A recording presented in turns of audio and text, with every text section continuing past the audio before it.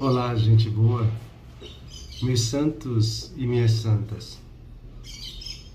Hoje celebramos o 7º domingo do tempo comum e podemos dizer que os grandes valores morais foram sendo descobertos aos poucos pela humanidade. O Antigo Testamento foi um passo importante também nesta caminhada. Jesus deu uma contribuição única. Não só concedeu, não só ele condenou a vingança e o ódio, mas ensinou o perdão, o amor generoso, a bondade sem limites.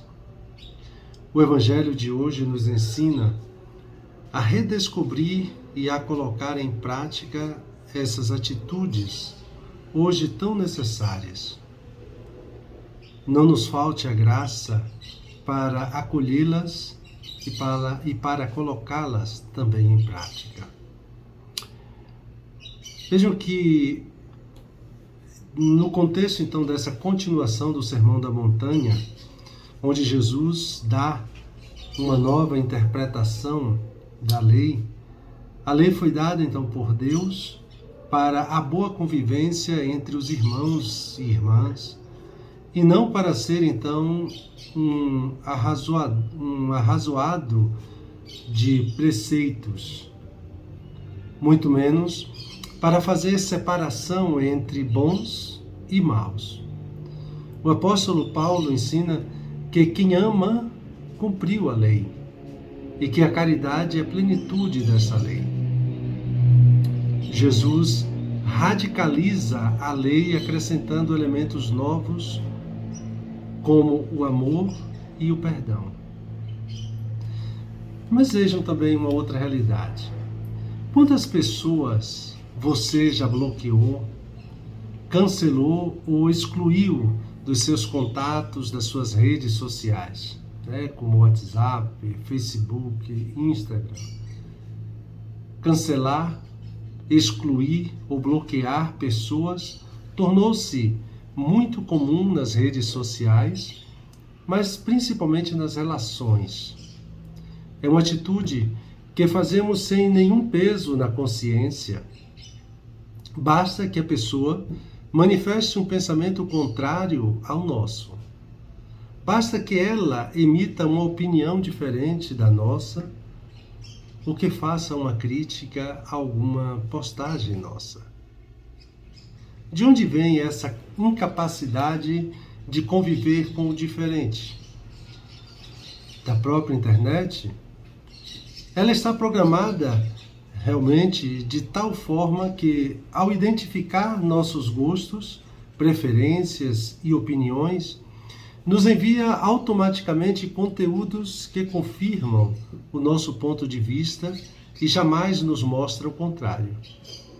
Desse modo, quem tem uma tendência para a esquerda só vai receber conteúdos de esquerda. Quem tem uma tendência para a direita só vai receber conteúdos também de direita. Vejam vocês que o resultado disso se chama bolha.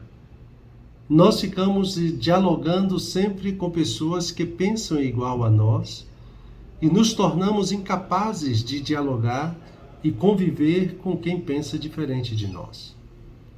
A bolha nos fecha em nossa visão de mundo e nos impede de alargar a nossa compreensão a respeito da realidade que nos cerca, que é sempre, então, um pouco muito maior do que aquilo que conseguimos enxergar. A incapacidade de conviver ou de ouvir aquele que pensa diferente de nós tem um nome: ódio. O ódio é um muro que nós levantamos para nos separar da pessoa que não faz parte da nossa bolha. Seja essa bolha a cor da nossa pele, a nossa condição social, a orientação da nossa sexualidade, o nosso time de futebol, o nosso partido político, a nossa igreja, a nossa visão de mundo e etc. Se então o ódio tem se tornado comum no nosso dia a dia, Deus nos alerta na sua palavra. Não tenhas no coração ódio contra teu irmão. Repreende o teu próximo para não te tornares culpado de pecado por causa dele. Não procures vingança, nem guardes rancor. Amarás o teu próximo como a ti mesmo. É isso que está no livro do Levítico. Para nós que vivemos, então, uma época de acentuação da polarização, os da direita e os da esquerda se odeiam mutuamente, Jesus chama a atenção para uma outra diferença muito mais séria.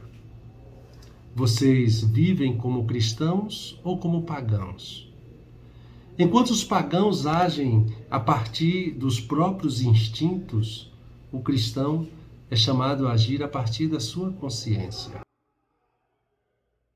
Enquanto os pagãos são incapazes de gratuidade, a exemplo do Pai do céu, ou seja, dessa gratuidade ajudam apenas aqueles que o ajudam, o cristão é chamado a viver a partir dessa gratuidade que vem de Deus, ou seja, o exemplo deste Pai que vem do céu, que faz brilhar o sol sobre bons e maus e chover sobre justos e injustos, porque Ele ama a todos.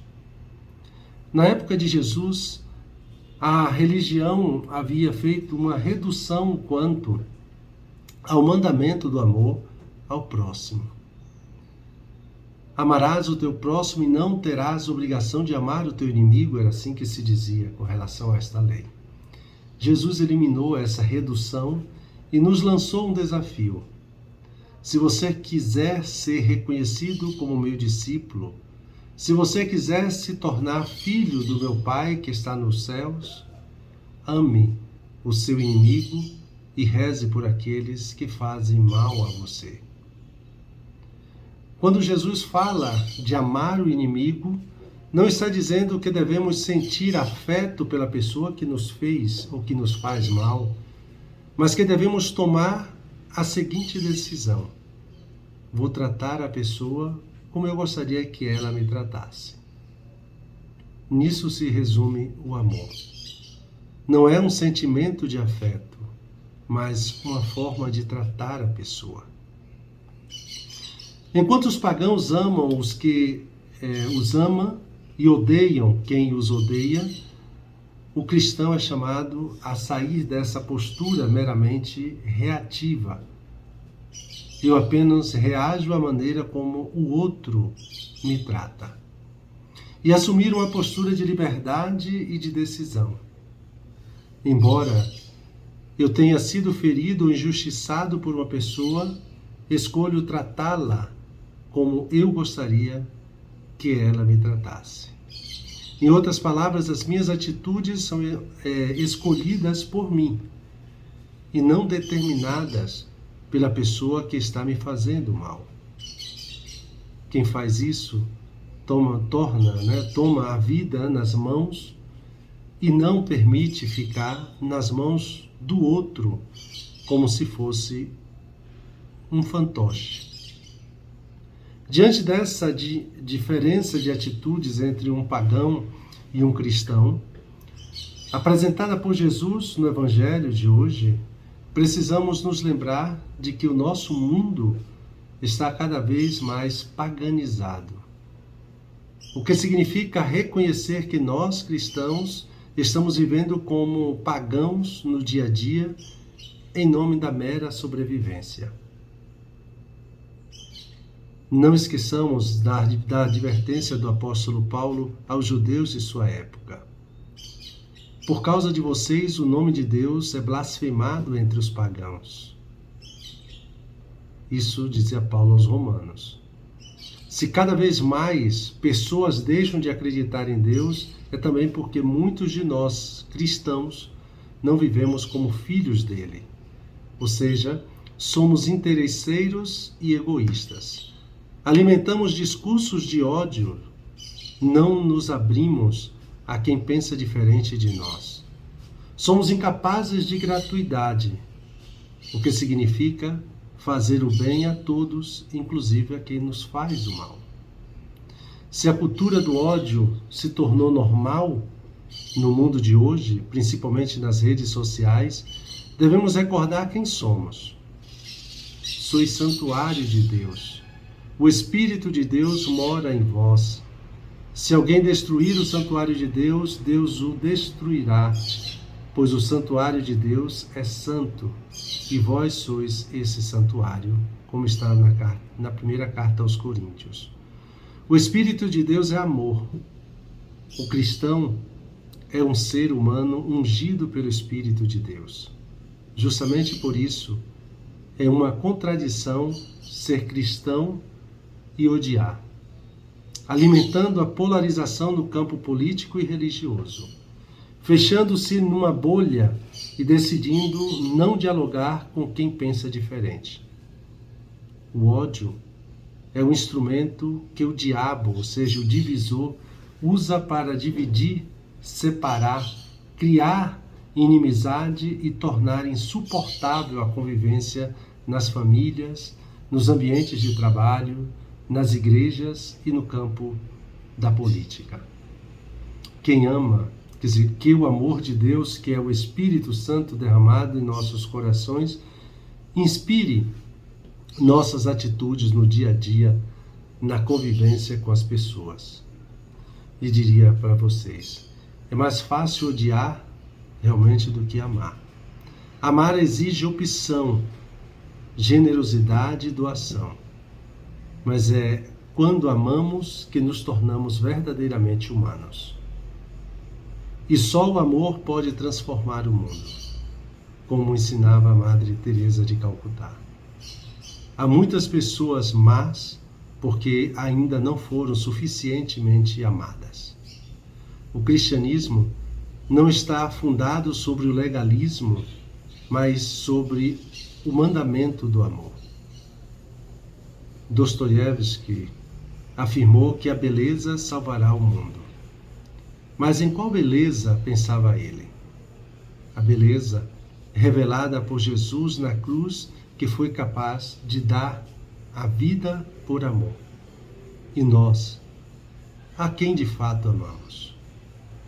Como tratamos os nossos inimigos e aqueles que nos ofendem?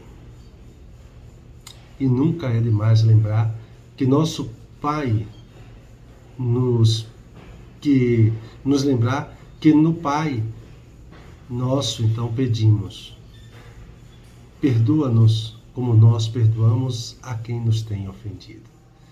E dando continuidade a esse nosso momento de oração, me coloco na presença de Deus como de costume. Recolho-me imaginando o monte ali das bem-aventuranças. Peço aquilo que quero: me tornar perfeito como o Pai do céu é perfeito.